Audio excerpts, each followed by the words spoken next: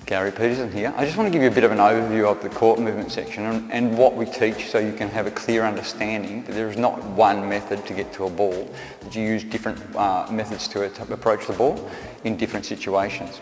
Let's take the middle of the court. Let's take service box area right across here to around about roughly another service box forward, anywhere in here. This is the centre of the court where you should be able to dominate and really attack a ball if you can get hold of it within that area.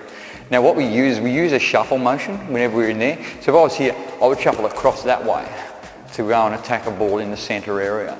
Now the reason for that is because your body is really quick this way. So rather than going from here and going around here and then coming back, if you can just go across there and back, it gets really quick. And I'll give you an example. Let's talk about fencing. Fencers, they'll stay side on and they'll do lots of lunging and pushing through this way because their body's really sharp and really quick in this direction. Okay, so they're not turning this way too much and going this way. It really does knock them around a little bit. If you take badminton, they'll go forward and lunge up, and then they'll come back and they'll stay side on and they'll play their volleys and so on. From that same sort of shuffle situation, because it's a really quick recovery way to go as well. So it's quick in and it's quick out. Now, if the ball's a little bit deeper than behind the service box, you can go back with that shuffle and still get it quite comfortably in here. But what happens is when you have to go a reasonable distance, you generally always run with as big a steps as you possibly can. Okay?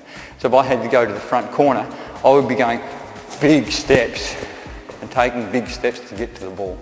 So we promote the fact that you use shuffle whenever you have really short movements. So in other words, whenever you're in an area which is relatively close, and you start to take big steps whenever you have to go a long way.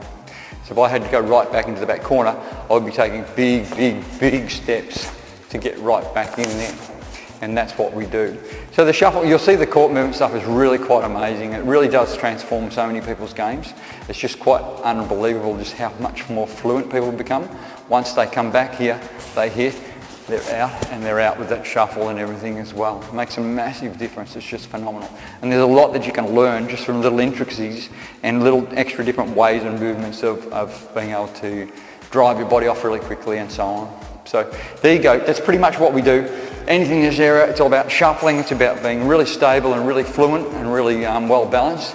Anything that goes a long distance, if you have to go a long way, you start to go from here. So if I had to play a shot here, I would big steps here, drive, back, big steps, drive. So it would be all the big steps rather than that shuffle.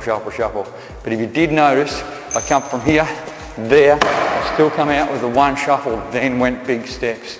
So there's all this other parts where you sort of mix and match a little bit as well. So there you go, there's an introduction to the court movement section, and it should be really good. You should learn heaps.